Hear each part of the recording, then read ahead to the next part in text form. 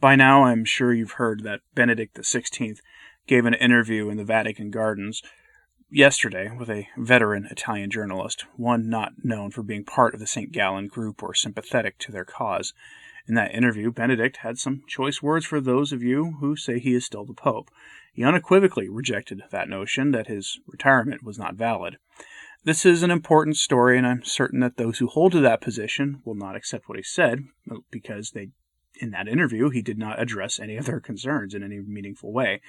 My take is slightly different, that it is long past time for traditionally minded Catholics to shed the notion that Benedict was a great traditionalist figure, when the facts of history show that he really wasn't. He was certainly better than Francis, but the bar for that standard is comically low at this point. But let's get into this story, and remember to keep him in your prayers, please, regardless of what you might think of him personally. The interview goes into a lot of areas, including his opinion on the professed Catholic public figure whom I usually refer to as Caesar. For my American audience, you'll know him quite well, as he used his Catholicism as a brand to attain the throne of the land, even though he doesn't appear to have anything in common with a typical Catholic, to put it mildly.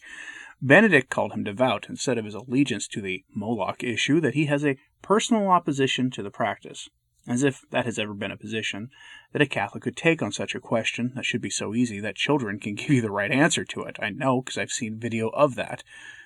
But that's the situation. The fact is, and I know that I'll have to say this again by the end of the episode, that accepting that Benedict XVI was never and is not now a great figure of traditional Catholicism is a hard one for most Catholics to accept, and I'll get into that in a minute, but here's the main thrust of the article about his retiring from the papacy in 2013.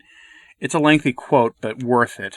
Quote, "The interview also made a point of only Francis being Pope. The Pope is only one," the interviewer quoted Benedict as saying, and observed the Pope Emeritus tapping the palm of his hand lightly on the armrest, as if he wanted to give the words the force of a definitive affirmation.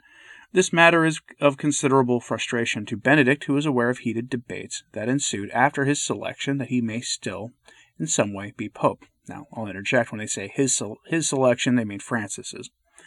Anyway, proponents of such arguments say these have been partly fueled by Benedict's own comments, his willingness to retain many external trappings of the papacy, leading to calls by Cardinal George Pell and others for set protocols for retired popes, and especially a 2016 Rome speech by his personal secretary, Archbishop George Gonswine. Cardinal Walter Brandmüller, who served as president of the Pontifical Committee for Historical Sciences under Benedict, has been a leading critic of the resignation, regretting that Benedict did not consult his fellow cardinals before making the decision, and that the institution of Pope Emeritus, quote, doesn't exist in all of church history and in canon law.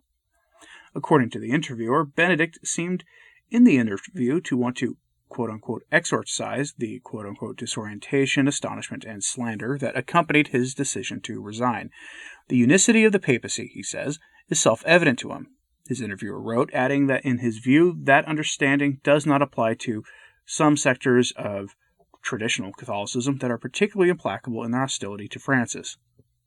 This was not the first time Benedict had insisted on this point with his interviewer. He appeared to voice similar concerns about the two when the two met in 2019, saying, "The Pope is one, he is Francis," although it wasn't clear if Benedict himself had said it or if the interviewer was quoting someone else. This time, however, the words seemed clearer. The latest interview began with a deliberate nod to commonalities between Pope Francis and Benedict XVI, as the interviewer described being shown Benedict's Guardini room, so called because it houses, among other things, the complete works of the 20th century German-Italian theologian, Father Romano Guardini, a favorite of both Benedict and Francis, end quote. And he is referring there to one of the, most well-respected post-conciliar theologians, at least in mainstream Catholicism. Both Benedict and Francis are fans of him. Go figure. If you as a traditional Catholic feel a little bit called out by him on that, you're not alone. The article does not make any mention of the canonical arguments made by figures like Anne Barnhart or others, arguments I frequently see in the comments section of my channel when people talk about this issue, and I really wish he would have addressed those questions. There is no recognition of even what Antonio Socci pointed out in his book on Benedict XVI, which I recommend you read. that after his retirement, Benedict would appear in joint events with Francis, but both under papal coat of arms, both in papal trappings, and both acting, at least symbolically, as if there were two simultaneous popes. Seriously, go read that book. Antonio Sochi did a lot of good work in that. The interview essentially just says that Benedict rejects the notion that what the group he dubbed radical, that he is still the Pope and that he retains any part of the papacy. Now, I have long thought if the hypothesis is true that he did not validly retire, that he would deny that, which he has consistently done, and that he fully believed that he had retired validly. Well, some are saying that this was not even Benedict saying this. The thing about that theory is this. Benedict was interviewed by one of the great Catholic journalists of our time, one who is not a Vatican insider or has any allegiance to the St. Gallen group at all. So that theory doesn't really hold any water. The simple truth might be this, that Benedict does not believe that he is Pope, that he believes that he retired and that Francis is Pope. He may honestly believe that. The major problem I've had with many traditionally minded Catholics is that there has been an attempt to turn Joseph Ratzinger into a great traditionalist hero. And while I absolutely love the fact that he issued Summorum Pontificum and gave us the Latin Mass without having any sort of special strings attached, if you read Summorum Pontificum, it's actually not that great of a document either. And I'm sad to tell you that he doesn't really fit the bill of the great traditionalist hero that we want to make him into. Which pope was dubbed the Green Pope for his focus on creation and all the secular issues related to it, including giving speeches endorsing all the secular assertions on that issue. It wasn't Francis, it was Benedict XVI. There are other issues. I don't want to dump on him. He was certainly a far better pope than what we have now, but we need to be honest about this. Better doesn't mean traditionalist hero. And that's the rub. He may honestly believe that what he did was completely canonical and effective. I'm absolutely certain, however, that a future pope will examine that entire issue going back to 2012 and early 2013 and make a ruling on it himself, but who knows how long in the future that will be. It'll probably be after the material chastisement comes that most of us can sense is coming. So in that regard, we will have bigger issues to concern ourselves with before all that happens. The article ended with an area of my concern, and I know it's an area of at least some of yours too, if you're at all concerned with Francis's trip to the Ziggurat being a Pachamama sequel event that might have bigger consequences than the first one. Benedict addressed that visit and said that he was worried for Francis and will pray for him, not because of what Francis is doing, but because the trip is risky and involves going to unstable places. No sign was given that he disagreed with the intent of the trip itself. And that isn't that surprising. I compared this event to the Assisi event held by Benedict's predecessor, John Paul II. Benedict himself held an Assisi conference back in 2011, though it was not nearly as over-the-top as John Paul II's first one, having learned from the unexpected events that took place there. I doubt that as one of the better theologians of the conciliar church that he is unaware of the symbolic nature.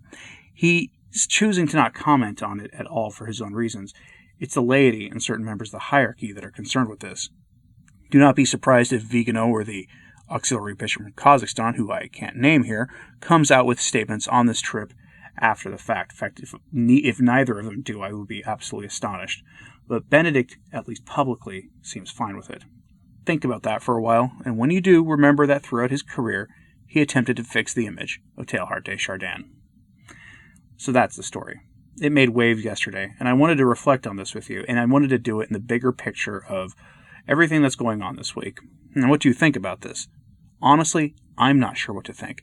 I've never been the biggest fan personally of Benedict XVI, though I would take him as a pope now in a heartbeat if I had a say in the matter. But I don't, though. Do you agree with my sentiment that a future pope will absolutely have to address this situation? Now, on another note, many have opined on this interview, calling it a letter and not an interview, which tells me that many of them didn't actually read it. But do you agree with those voices who call it a stunt? Let me know in the comments, please, and if you want to read it, I have it linked in my show notes at returntotradition.org. As always, pray for the Church, as it becomes more obvious with each passing day that we still labor under the diabolic disorientation that Sister Lucy is said to have warned us about. I'm Anthony Stine. Ave Maria.